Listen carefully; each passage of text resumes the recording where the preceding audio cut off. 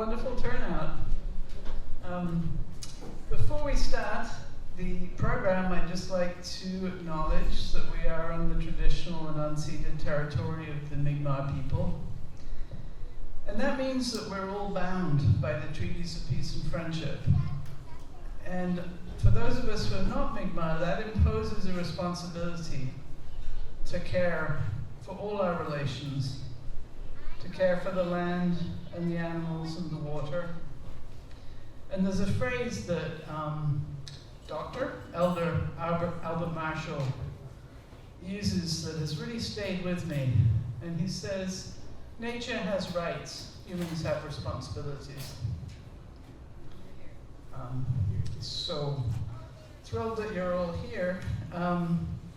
So back in 1913, the Nova Scotia State Forester was worried about the state of the forests. They were so degraded. There was so little left. I can't even imagine what he would say now, over 100 years later, after 50 years of clear cutting with large equipment. But here we are, you know, with less than 1% of old growth forest.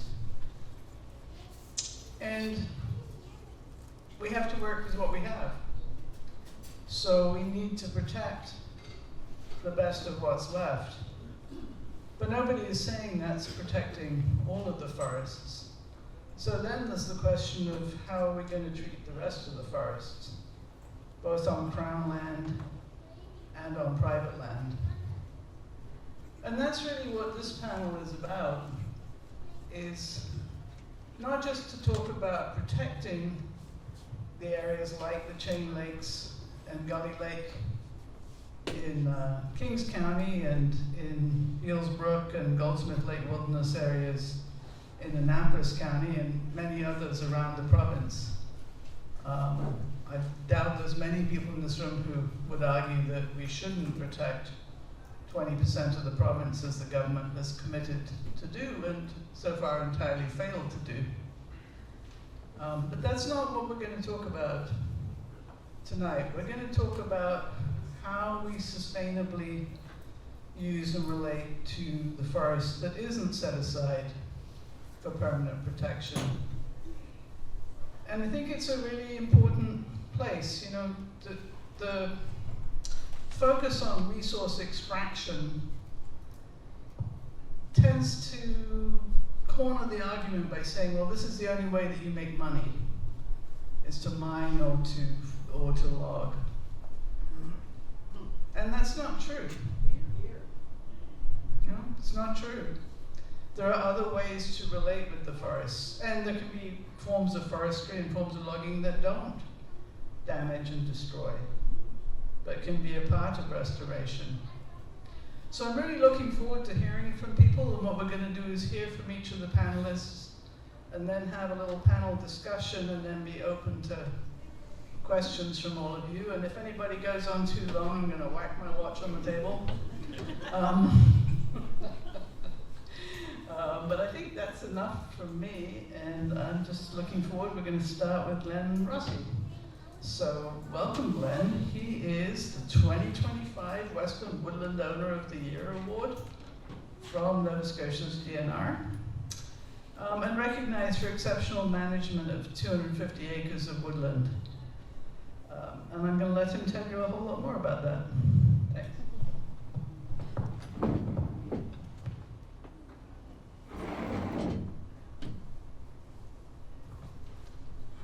Good evening, everyone. Nice to be here tonight. I would like to thank the organizing committee for inviting me to sit on the panel to talk about sustainable woodlot management.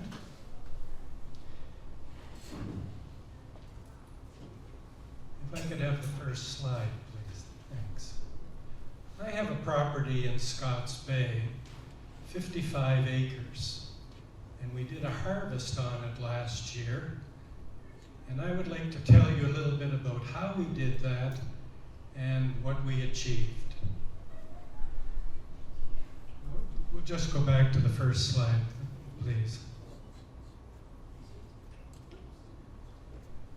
So sustainable woodlot management, our goals in sustainability was to maintain and enhance the forest in an ecological, environmental way, economic way, and social way. What we were trying to do was find a balance between the forest's health and human needs. In order to do that, we needed a plan, an operational plan with a long-term vision. And I was lucky enough to be a member of the Western Woodlot Services Co-op. And being a member, I had access to professional foresters. Two of them are here tonight that I am very ingrated to because of all the work that they helped me with. Andrew Oliver and Bronson Jodry are sitting right over here. They were, thank you, they deserve that. Through the collaboration and a considerable amount of time, we went through the property, analyzing it, and trying to come up with a plan. This is what we have here. I'm going to talk about it as two separate blocks. Block A is the top part of the woodlot. And as you can see, there are 6 small strips that we harvested. Now these strips are only about a half an acre each. So a total of 3 acres. And this particular block A is about 20 acres. So that was 15% of that block was harvested. Now, this plan is unique to my property. Everybody who has a woodlot has different characteristics on it. But this one, and I'll tell you a little bit about it, the previous owner had planted this 20 acres of Norway spruce. That was recommended by Natural Resources back in the 80s. It's not a native species to Nova Scotia. It comes from Northern Europe. But it's a fast-growing spruce tree, has lots of fiber, and it was planted in several locations to try to support the pulp and paper industry. So what I have here is 20 acres of Norway spruce, an even-aged forest, which is not the best. And there's very little else growing in there. Over the 30 years that I owned the property, I watched the trees grow, and they did grow very well. But the canopy closed in, and it was very dark in there. There was lots of dead trees that couldn't get any more sunlight, so it was even difficult walking through there.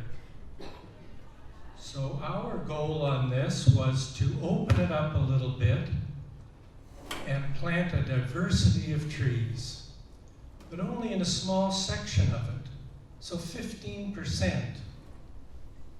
So we wanted to maintain the biosystem, biodiversity to the main forest. 85% of it would not be touched. In Block B, the lower part of the lot, we cut out patches, 6 little patches and 2 more strips. We went through the lot and targeted the fir trees that were mature, small little stands of fir trees, 60 years old. They were going to give us some good wood, but they were on their last legs. So we went through here and small patches and a couple more strips, and we took out 4 more acres, which on that 30-acre piece, again, was 15%. So the total harvest was 7 acres, or 15%. The next slide, please. This is Mike Manning, who was the harvester that worked on the property. And you can see that he's cutting out a strip on the Norway spruce. On the sides here, you can see how dense it is and dark. So to meet the environmental boxes that we wanted to check, we opened this up a little bit. And you can see that along the perimeter, all the way around the strips and the patches, the trees are not going to be competing for the sun as much, and they should put on quite a bit of volume. Also, the sun will go in a little bit. And now we have 8 strips and 6 patches, which I'd like to call little garden plots. And it's our opportunity now to plant these, and that's what we're looking at for next year. We're working with the Clean Foundation and the 2 Billion Trees project to see if we can put some trees in there. Trees that are climate resistant. It's a long-term vision. So what trees will do the best? Right now we're thinking that maybe red oak, yellow birch, maple, along with some long-lived red and white spruce. Can I have the next slide, please? Here's one strip that's been finished in the Norway spruce plantation. And you can see the amount of slash that's in there. So very difficult to plant with all that slash there. But fortunately this year, with the drought, we feel that the slash might have protected the forest floor from drying out and releasing any carbon. So we're going to have to deal with that, and we're looking at various options on what we're going to do. Site prep, raking it up, burning it, chipping it. So we're investigating that right now. The next slide, please. Here's Bronson standing in one of the patches, and this was mature fir that we cut out. And you can see that we left some seed trees, some nice hardwoods in there. And again, it's the same idea. What we were trying to do is add some diversity to it, maybe some more hardwoods. And when we have these small patches and strips, we're also providing some shade for seedlings and wind protection.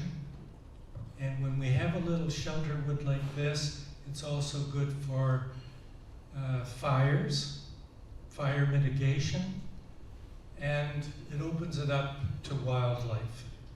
And we're even thinking of putting in a few fruit trees and maybe a few berry trees to attract the wildlife.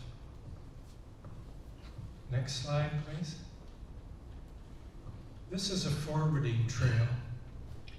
The forwarding trails connect all the strips and all the patches. This gives us access into the lot. So we'll be able to do more work, more maintenance type of work, weeding, silviculture. As you can see, it's a work in progress. There's lots left to do, cleaning this up. But socially, if you want to use it as hiking trails or for snowshoes or snowmobiles or whatever, it's now opened up the forest a little bit. Next slide, please. Okay, this is Andrew Oliver and Mike Manning. And this is some of the timber that came off the lot. As I said, we had 7 acres harvested, 85% left intact. It was averaging about 30 cord to an acre. So we took off 225 cord. That was roughly 450 tons. As you can see, and as you all know, it's an integrated system. There's a lot of livelihoods that depend on it, from the foresters to the harvester to the truckers.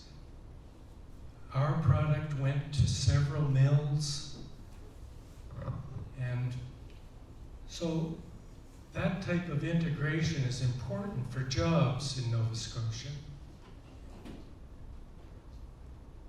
So you can see here that that's probably about 25 cord, and we had 225. So the next time you go to Pro Hardwood or Pro Hardware and you want to buy a deck package, it's nice to say that you got the wood from Nova Scotia, that it wasn't brought in from another province to support the forestry industry here. So when we look at the harvest that we did and the goals that we were trying to achieve, we feel that environmentally we checked a number of boxes, economically we checked boxes, and socially. So it's not a perfect system. I would welcome any comments or suggestions on how to improve it. And there was an old Chinese proverb, the best time to plant a tree was 10 years ago.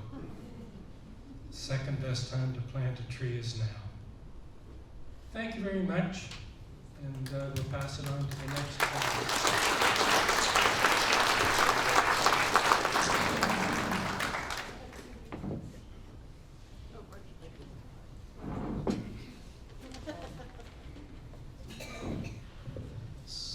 Thank you, Glenn. And our next speaker is Chris O'Neill, co-founder and executive officer of the Ross Creek Centre for the Arts on the North Mountain in Kings County. They offer award-winning performing arts, culture, and environmental education programs for more than 20 years. Thousands of visitors to the area every year. Great programs, I've been there. And offer an enormous number of community-based programs. So welcome, Chris O'Neill. Thank you so much. First of all, I want to say thank you for the wonderful dinner. So to all the volunteers and everybody else who made that, thank you so much. Can I just have a show of hands? How many people have been to Ross Creek? Wow, this is awesome. For those of you who haven't, we look forward to welcoming you. Forgive me for the people who know already. So the first thing that I'll say is Ross Creek Centre for the Arts is on 178 acres of what used to be a cattle farm. And so we have fields, we have ponds, and we have forests, including a little section of Wabanaki Forest, which is thrilling for us. But we are on a dirt road, and we're in the middle of a field. And often, before people know what we do and why we do it, where we do, they say, why on earth would you be there? And for us, the really interesting thing was about finding a way that we could intersect arts and the environment. To say, what we do is arts programming around creativity, we do professional theater, we do all of these things. But there's also how we do it. And we've been trying really hard to do all of those things in collaboration with nature, building community, and thinking about how we can really work with whatever population we're working with in a more holistic way. So it's not just taking them and saying, now you are here, you are only doing this one thing. You're in an environment. And of course we always are, but for us, the thing that's really important is to be out in the land and for people to experience that. And before I get to some of the programming that people might be most familiar with, I just wanted to say also, when you were talking about resource extraction, one of the things that I've been thinking a lot about is the fact that human ingenuity is a resource, and it's one that we have in this province. We are survivors. We've been here, you know, when people say, you know, oh, we're going into an economic downturn, I'm like, we're in Nova Scotia. That's it's just where we live. So I think it's really important that we also think about the people here as a resource that we have, and maybe by investing more in the kinds of programs and the kinds of innovations that we can have that also steward our environment, then we could be a model, I think, both nationally and internationally. So I wanted to say just a couple of things about, would you mind putting up the first slide? Thank you. So again, before we get to the theater that people mostly come to, I just want to say it's really interesting for me how many people I meet regularly who live in a rural community but who don't feel like they've got access to the woods. You know, if we, you know, for me, I get to walk in the woods every day. But especially when we're working with populations where they don't have access to transportation, where they maybe have other kinds of barriers. We've done some outreach programs where we try and, again, fuse creativity and the environment. And some of you may know that we have another building now called the Ross Creek Annex, which is right in the village of Canning. And we first started doing some of this outreach work during COVID with this particular population, and I thought, oh, well, this is great. Because transportation is such a barrier, doing it down at the annex makes the most sense. That's where we should move this program. And then I decided to actually ask the participants what they would like. And it was really interesting because one of the things that we did, so this is about working with the whole family. So it was about working with populations who had a lot of economic barriers to full kind of participation in our community, and usually with very young children. So we did programs where we worked with the kids, but we also worked with the adults to help them gain new skills in order to tell their stories in a creative way. And also we gave them some employability skills. So they would work in our garden, they would work with our chef, they learned how to do all these things. They also, as part of every time they came up to work with us, we went on a hike. And when we talked about moving the program down to the annex, they said, but then we wouldn't get to go on the hike. And it was really interesting and a revelation to me that that was one of the things that they felt was most important, that it was an intrinsic part of that program. Last week, we had a whole bunch of grade 9 students from our community who are, you know, they have some challenges at school. And the same thing where we took them on a hike and they said, that's great, I never get to go in the woods. These are kids from Canning. Like, we have woods right behind the school. But again, it's about access and actually making it an intentional part of their lives. And so that has been now something that we know and we work into all of our programming. And so I just, you know, I'm going to talk about ecotourism or tourism that involves the woods, but I think it's really important that we also recognize that there are people in our own community that don't feel like they've got access. And so that part of health and wellness and making our citizenry better and more whole is actually making sure that we have more accessibility in our woods for people as well. Then the other piece that was great, that was something that we worked on with Soren, and was some ecotourism around being in the woods at night. And so we started some torchlight snowshoes, and sometimes Soren will come and be the interpreter for those. And it was fascinating how many people have never been in the woods at night. Again, even with people who have lots of privilege. So again, thinking about how this resource that's all around us can actually be a resource that goes deep into people's being and is really exciting for them. And the other thing, so especially over COVID, one of the things that we realized is because we had to keep people separated and do all of those things, we created some more outdoor classrooms. So now when kids are drawing, they're actually usually drawing out in the forest. And so we try and get kids out into the woods, you know, so we do summer camps, we do March break camps, we do field trips, we do all those kinds of things for youth. And so we get them out into, again, into especially the Wabanaki part of the land that we have. And it's a beautiful thing. And so, and these are kids from 4 and 5 years old, who might be local, to kids who are coming from all around the world. And they're coming because we have that combination of professional artists teaching their kids, but also this environmental aspect as well. And then the other thing we do is we have artists who will come from around the world, and they will come and stay at the center. And again, why are they drawn to us? They're drawn to us because of the landscape we're in.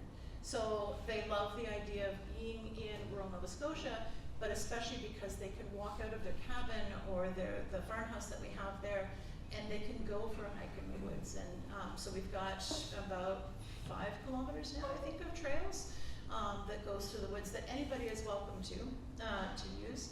And so that's been huge. And then the piece, oh yeah, and I was gonna say, yeah, and then the theater is the thing that a lot of people are familiar with.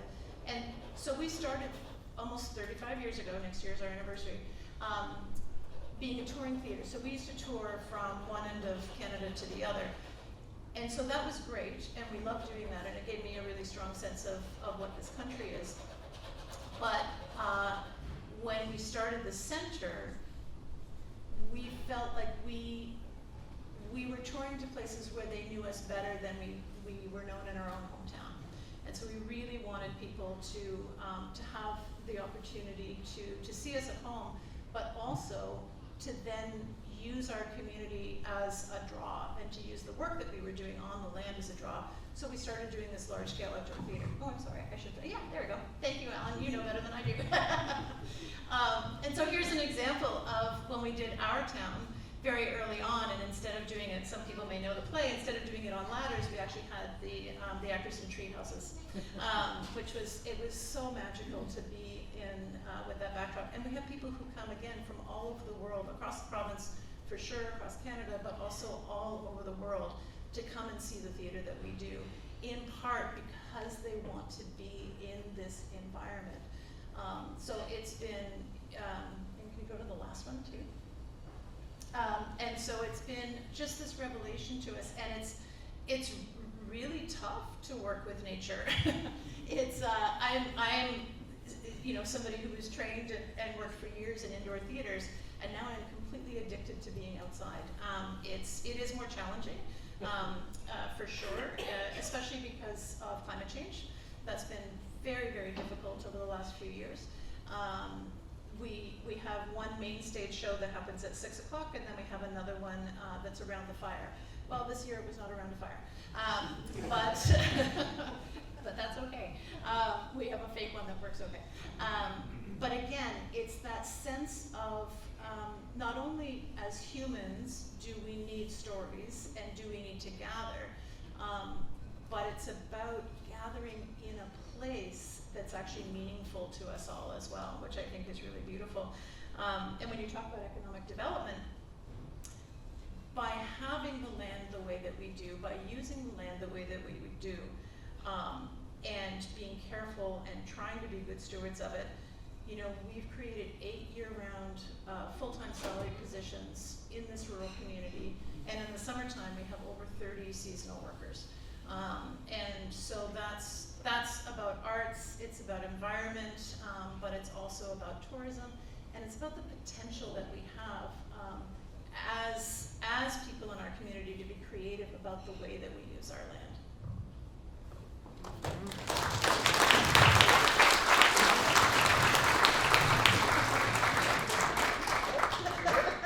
Thank you, Chris. That was wonderful and much appreciated. Really interesting.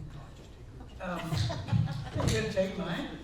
So you might have noticed there's a little gap. Our snowmobiler hasn't showed up yet. If he doesn't show up, we got stuff to do, but we're gonna jump right over to Chris Hutchinson, co-owner of Hutchinson Acres, Nova Scotia's largest certified organic maple producers in Lake Powell. Yummy. They ship maple products across the world. What a waste, keep them all here. A strong voice for using forests sustainably in southwest Kings County and the Chain Lakes. And he's been a really integral part of working on protecting this area. So welcome, Chris. Thank you. Want to play the video? Okay. There's a 4.5-minute video here, and what it shows is the Chain Lake Wilderness area that's proposed. And we're going to start off at North Twin. A minute. And we picked the best time of year, I think, to we were there. There we go. And as you can see, we picked a good time to do the photography because the trees were probably at their best.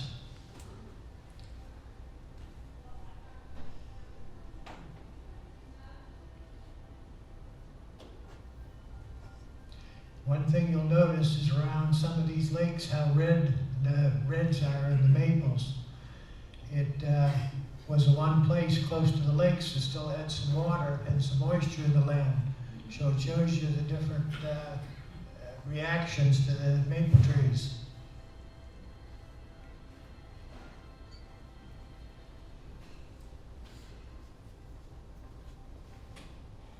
This is all the headwaters for the LaHave River system. So this would be what they call the East Branch. So they've been working a lot, the Salmon Association, working on liming a lot of these places. And they're working towards these areas, but they've got a lot of work ahead of them.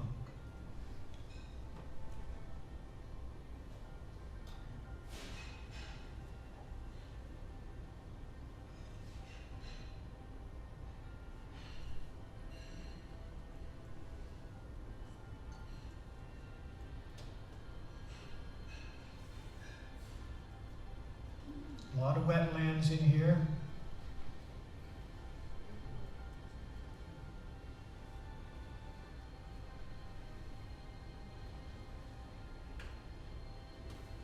And you'll never see it any drier than what it was in these pictures. So normally it's a lot more water in here. As you can see in here, you can see where the water levels are up.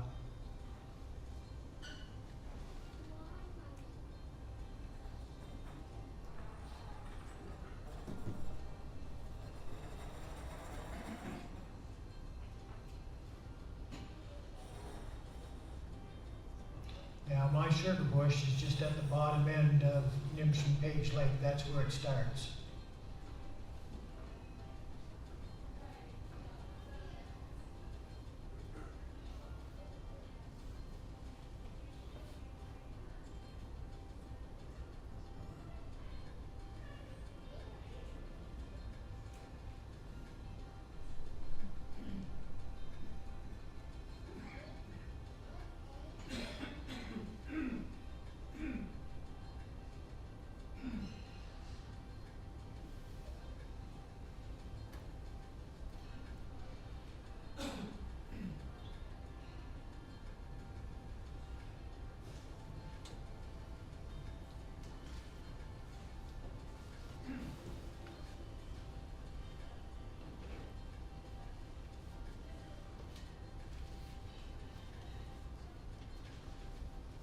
This area here is just full of lakes, small rivers, wetlands. There's a lot of diversity, especially in this piece up through here.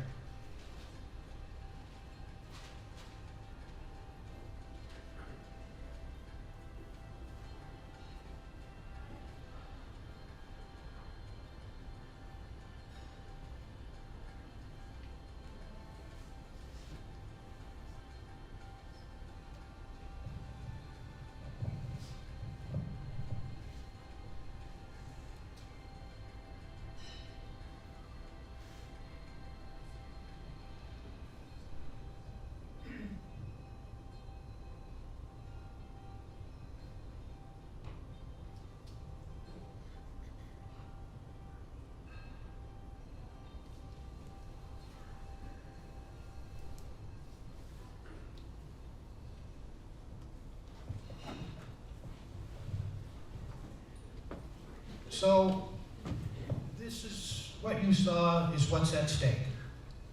This land is already valuable, it's already working, already supporting communities, if we choose to set it aside and let it keep doing what it does best. Tourism and recreation are our biggest missed economic opportunity. I want to start with tourism and recreation because we often talk about forest as if their only economic value is timber. But across Canada, outdoor recreation contributes over $1 billion to the economy of this country every year. Now our challenge and our opportunity is to isolate what this means for Nova Scotia. Nova Scotia is a province where we have some of the highest demands for hiking, camping, hunting, fishing, and ATV recreation. We have a global tourism brand that emphasizes nature and authenticity. We have hundreds of thousands of acres like the Chain Lake Wilderness area that could become year-round economic engines without cutting a single tree. When communities have access to forest, they spend money, gear, accommodations, food, guiding service, fuel, local stores, and return visits year after year. If we protect the Chain Lakes Wilderness area, we don't just save ecological value, we actually grow a recreation economy that has barely begun to be tapped. Nova Scotia isn't limited by interest. It's only limited by the vision we have in our forest. Protected, accessible forests create real, reoccurring economic activity. And I want to give you one quick example of the kind of economic opportunity we're talking about. In 2016, Hutchison Acres made an investment of $1.6 million in a sugar bush. That's real, rural economic development. But after the investment, we lost access to that Crown lease that supported 30,000 taps. We've been shut out of this block ever since. Because of that, instead of producing syrup here at home in Nova Scotia, in our own forest, we now have to buy large amounts of syrup from Quebec just to keep our customers supplied. And that money should be staying here. It should be supporting local workers, local contractors, and local forest stewardship. And I'm not saying this to criticize anyone. I'm saying because it shows how much potential we have to get it right. When sustainable forest users can access the land, whole communities benefit. Recreation, tourism, maple, guiding, small business, all of it. Maple production, a model of sustainable forest revenue. On our operations, Hutchison Acres, we produce approximately 1 barrel of maple syrup per acre per year. At the farm gate, that's $3,000 an acre every single year. That revenue pays for wages, contractors, local hardware stores, fuel companies, mechanics, welders, trucking, year-round labor. We ship our maple products across the world, Europe, Asia, South America, and beyond. All that money flows back into rural Nova Scotia. Now, here's the critical part. Maple production only works when that forest is kept healthy. Older trees, diverse stands, stable soils. These are the conditions that create long-term income. When we make $3,000 an acre per year, a portion of that goes directly into maintaining and protecting that sugar bush. That's reinvestment, that's in silviculture. Farming the forest is protecting the forest.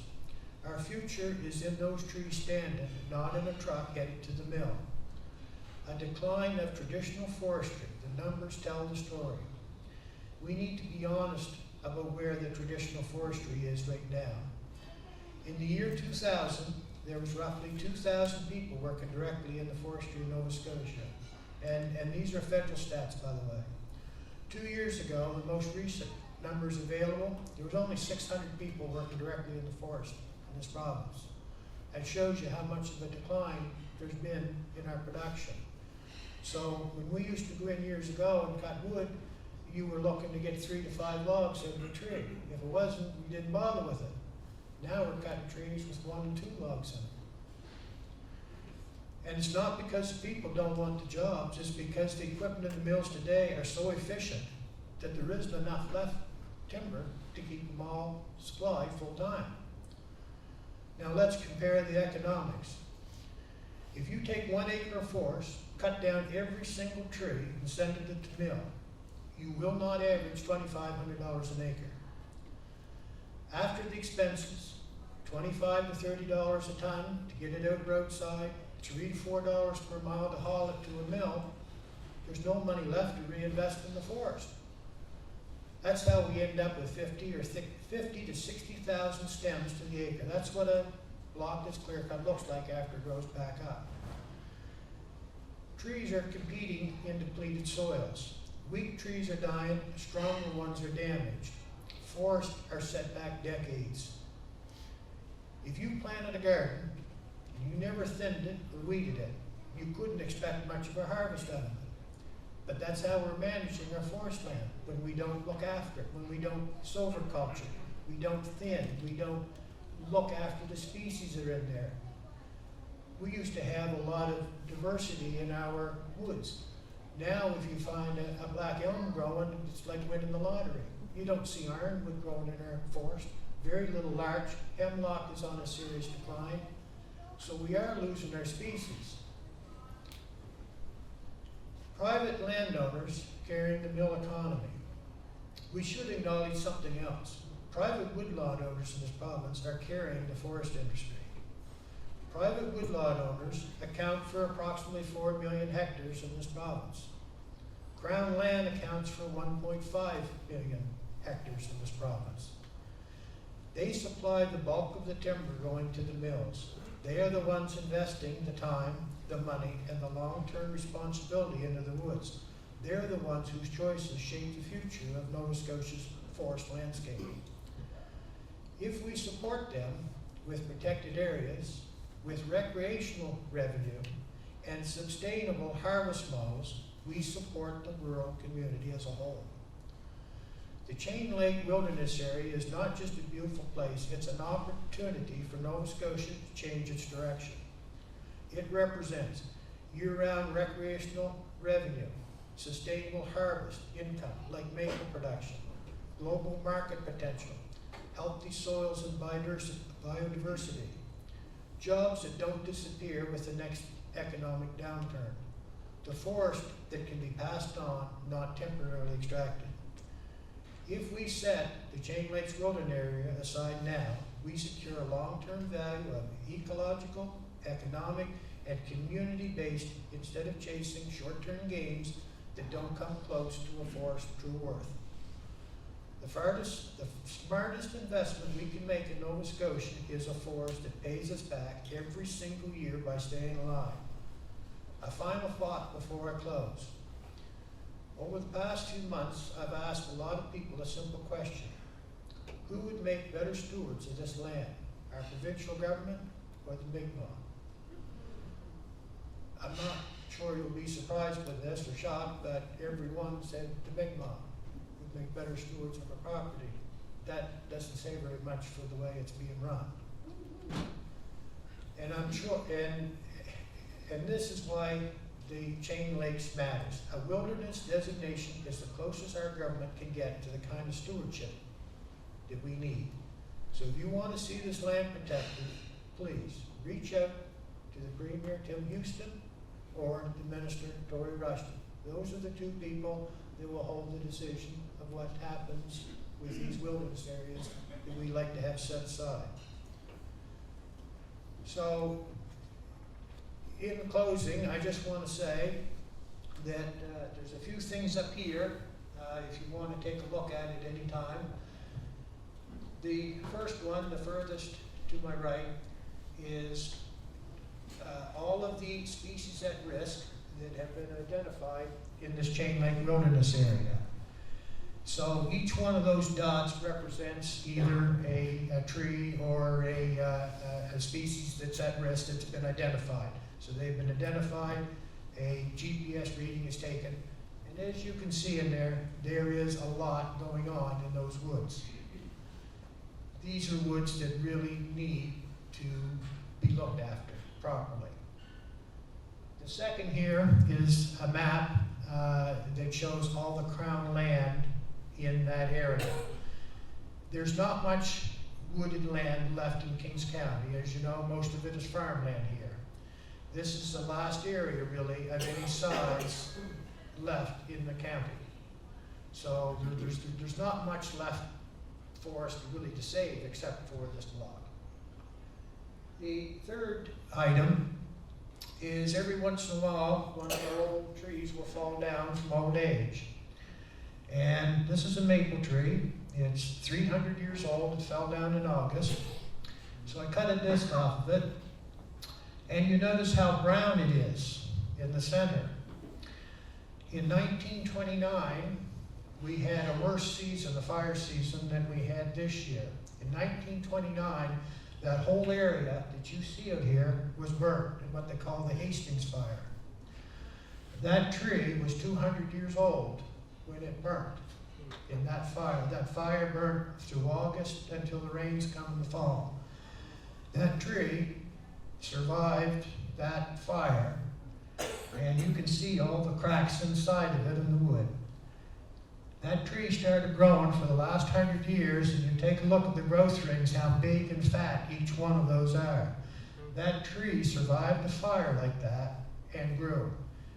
But if you look at the fires that we see now this summer, and you look at places that have been cut off, such as a place just south of Lake George, if you go in on the east side of the road, the first thing you're going to see is where they cut in there, there's not even any organic matter. There's patches in there of half an acre in size, here, there, and everywhere, that have burned everything. Rocks, all that's left is the rocks. All the organic matter is gone.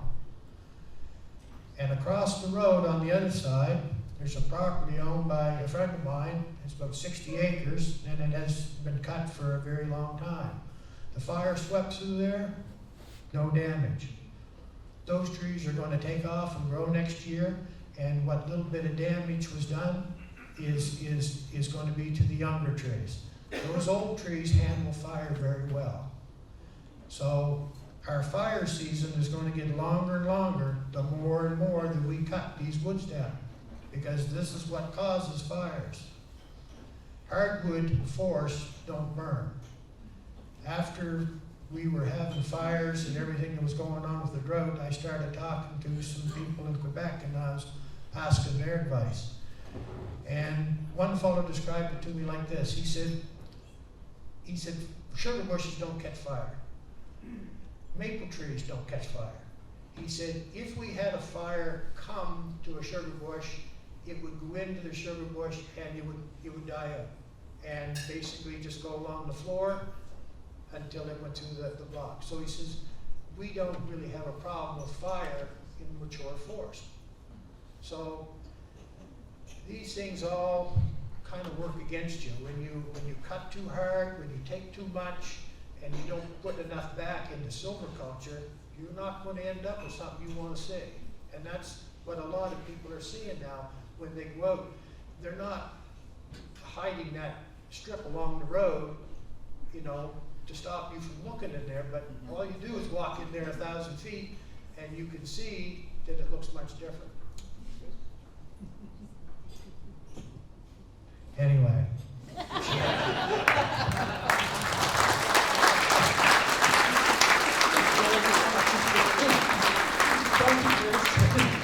I discovered his secret. He took the microphone.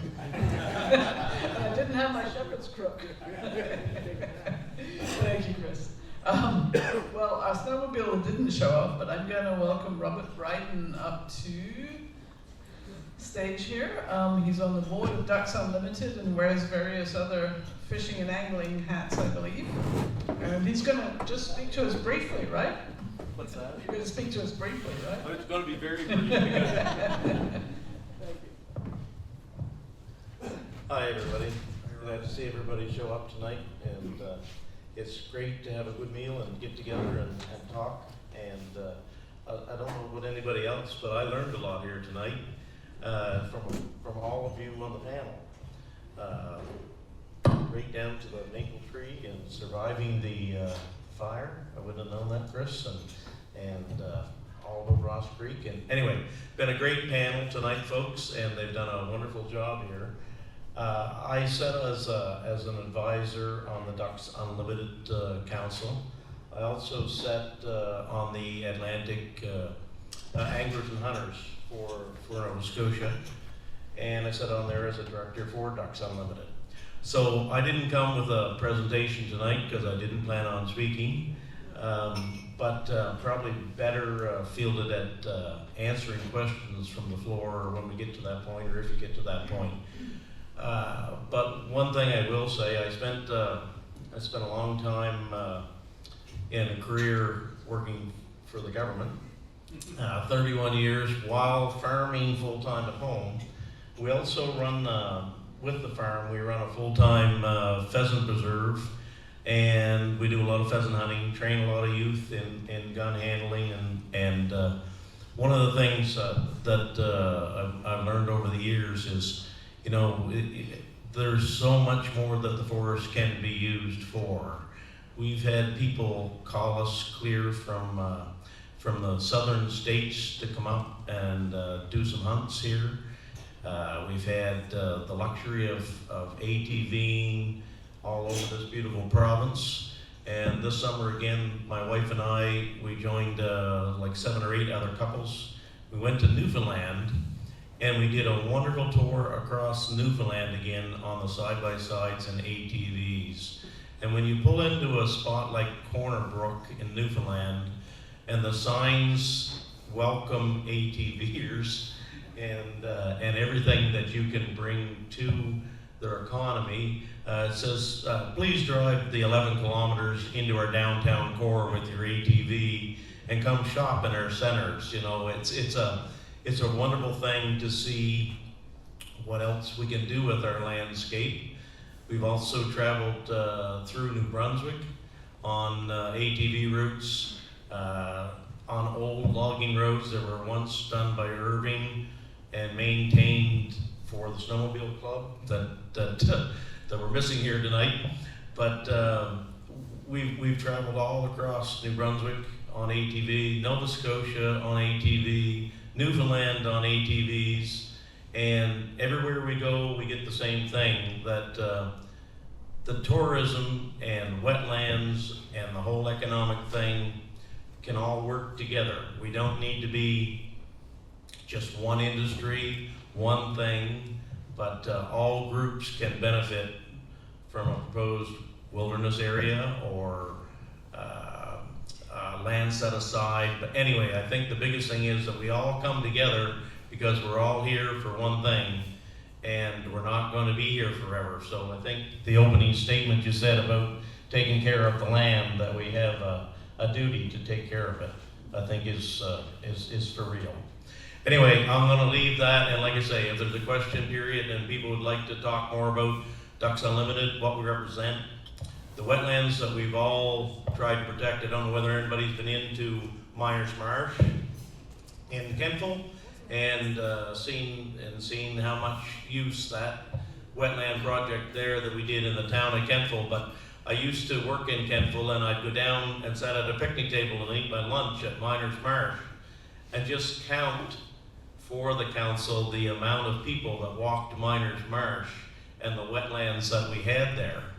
And it was nothing in 30 minutes to watch 50 to 100 individual souls just go and enjoy the solitude and the tranquility and the birds and everything that the wetlands, you know, that comes with the wetlands, I guess is what I'm trying to say. Anyways, on that, I'll turn the mic back over to our chair and we'll go from there.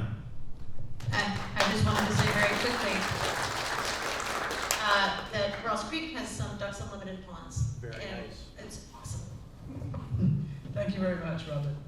And I'm just listening to all this and thinking, well, to me, one of the big things that has to happen is that we have to start acting as if we are part of nature.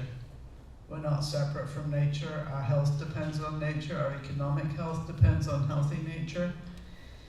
So I'm kind of interested in having a little panel discussion that's about how do we all begin to act as if we're part of nature and interact in ways that respect that participation, because to me that's one of the wisdoms that come from the Mi'kmaq understanding, is that idea of Msitnogama, all our relations. You know, we are connected. So anyone want to go somewhere with that?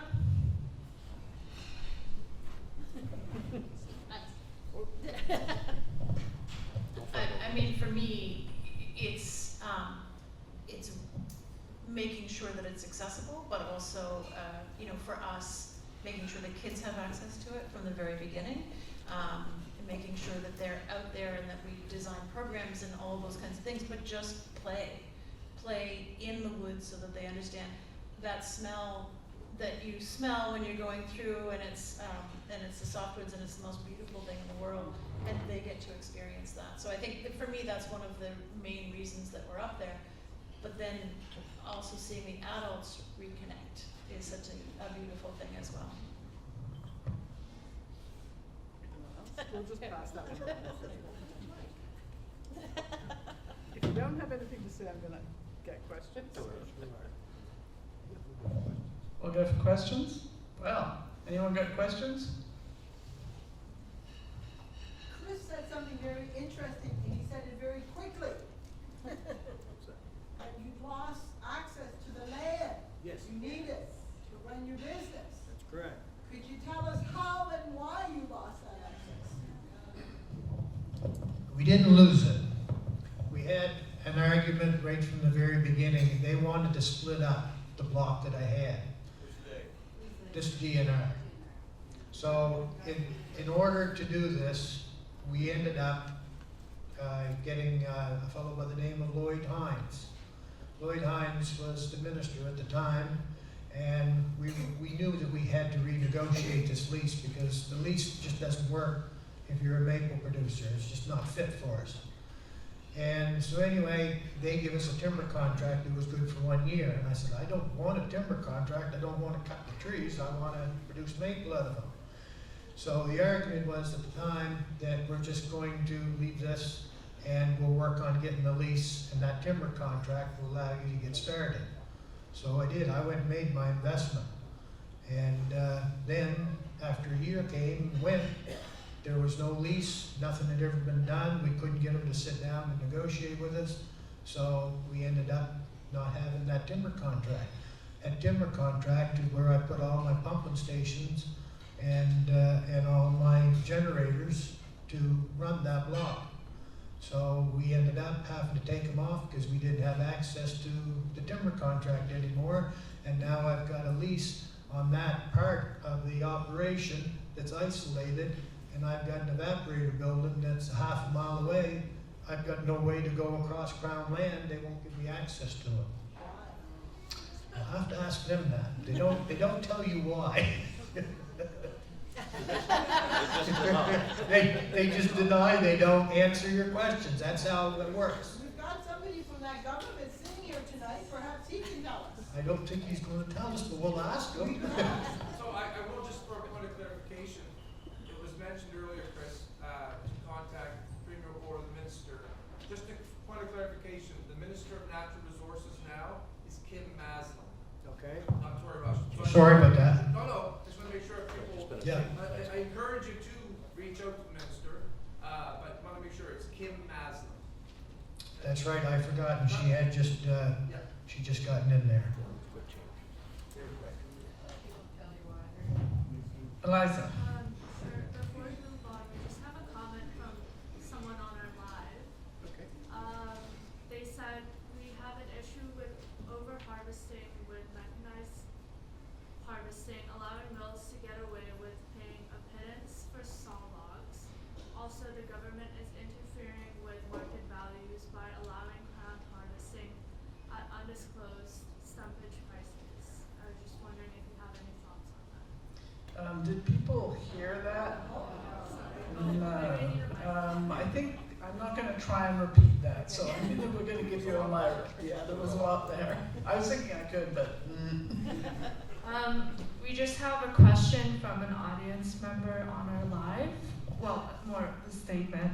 And they said we have an issue with over-harvesting with mechanized harvesting, allowing mills to get away with paying a pittance for saw logs. Also, the government is interfering with market values by allowing crown harvesting at undisclosed stumpage prices. Does anyone have thoughts on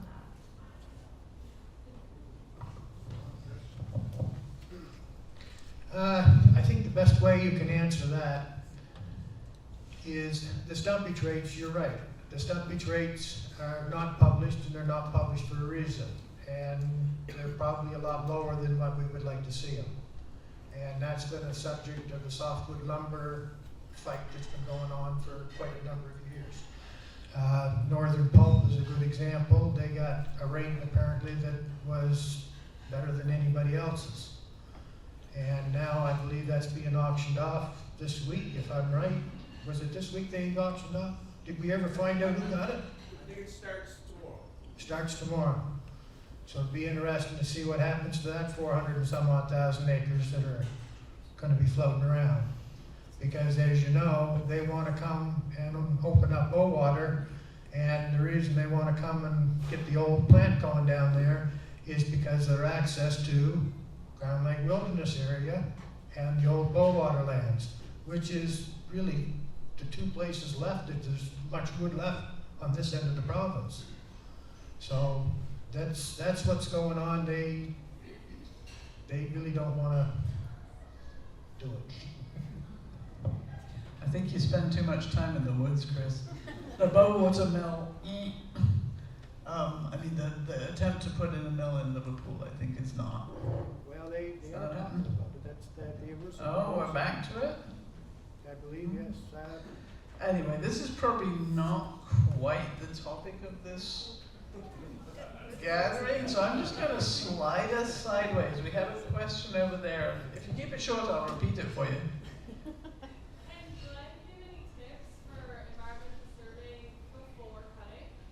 Can Glenn give any tips for environmental surveying before cutting?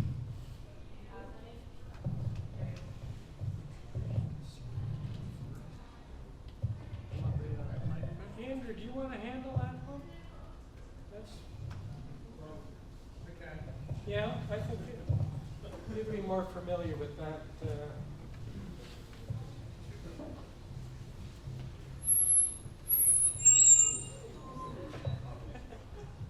Yeah, so shouldn't have gave me the mic. Yeah, so I was Bronson and I. We worked for the Western Woodlot Services Co-op, so we were involved with. Yeah. All right. Don't usually do this.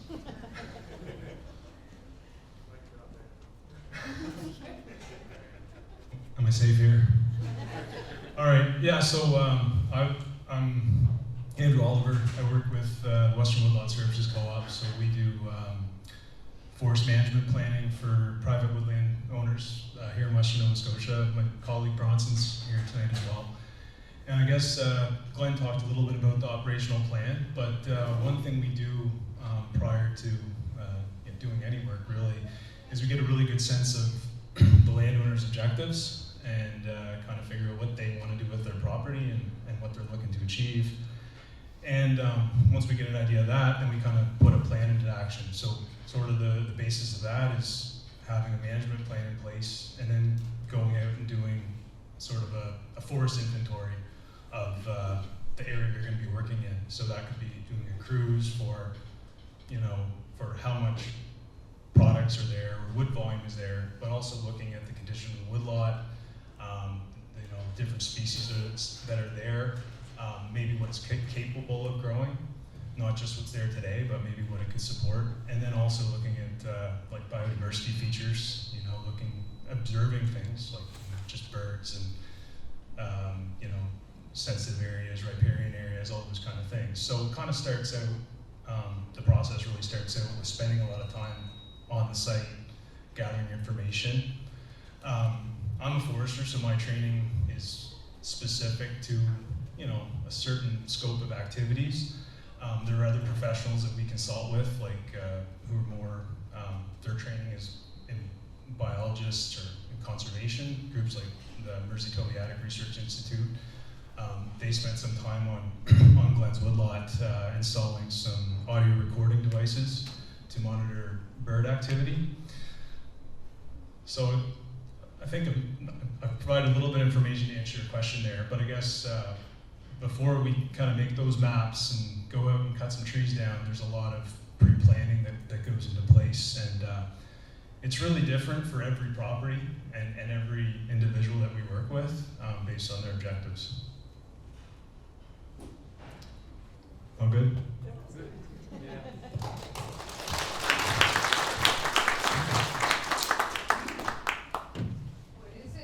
What isn't different is always do your spring surveys, because that's when the birds are singing and what happened in the spring. That's the voice of experience. Survey in the spring when the birds are there, not when they're not there. This might seem like an obvious point, but it ain't always what happens. Oh, there weren't any birds there in April. Oh, So, do we have any last questions? I'm going to wrap it up in a moment. What?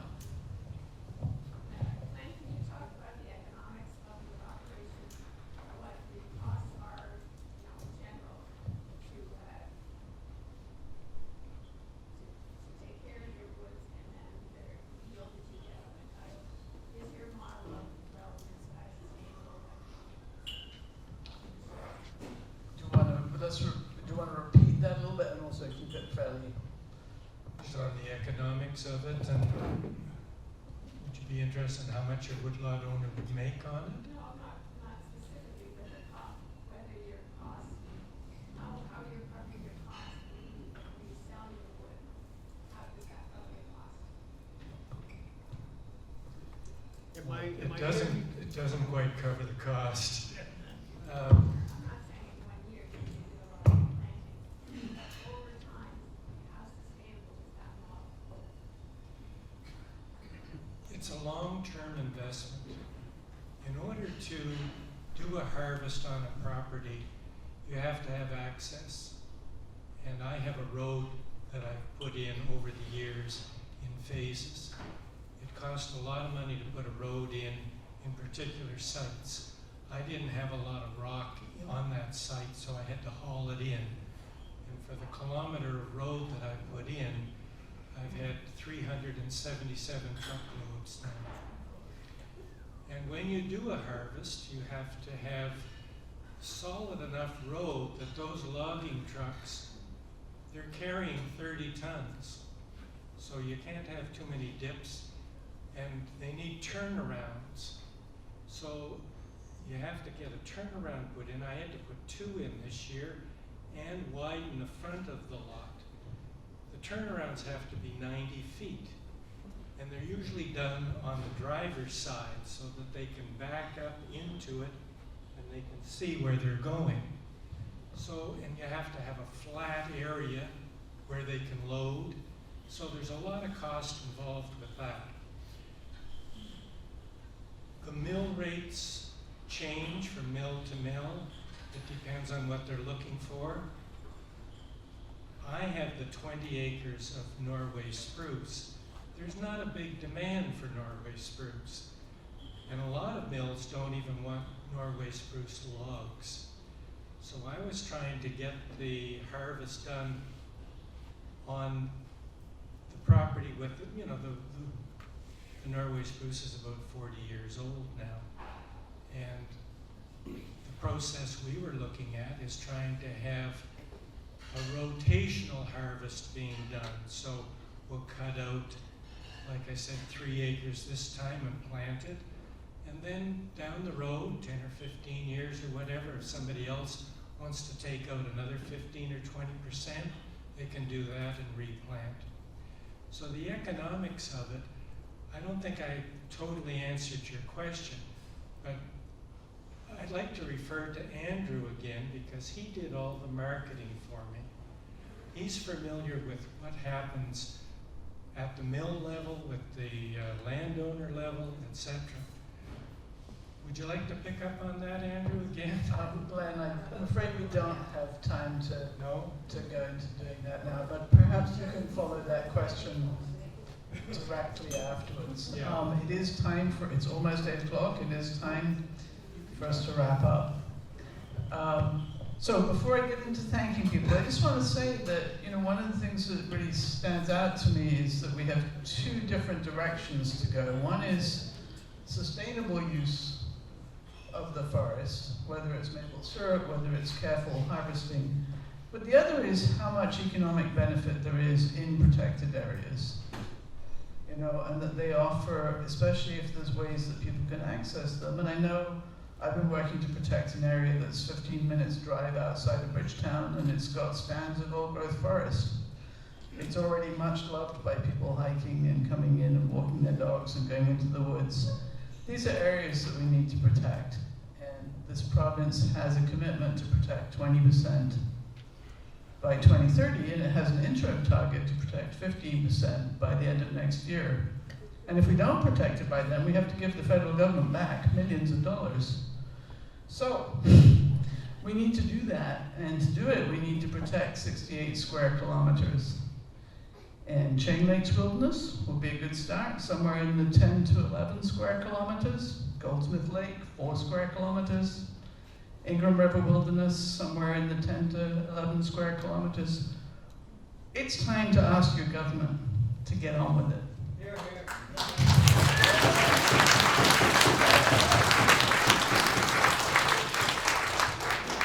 So I got my plug in. And now I just really want to say great thanks to the panel, to Glenn and Chris and Robert, and also to the Blomidon Naturalist Society for organizing this, and to Nova Scotia Forests Forever. Eliza is there amazingly doing this work and has been producing fabulous videos. So check out Facebook for that front. And our sponsoring organizations include Hutchinson Acres and Nature Nova Scotia. And also thanks to all the volunteers who cooked wonderful pancakes. That was a great supper, so round of hand for them. And the organizing committee, there's always a lot of work goes on into the background, so look at this room full of people, it's great. And the Lions Hall, without which it would be hard to have these events. So really thank you so much, all of you, for coming. And if you can, go talk to your MLA. One of them's here, probably not for everybody. But that's how. West, just so you all know. I'm King's West, I'm not King's North. That's okay. Same party, one province. Well, anyway, thank you very much, and let's wrap it up.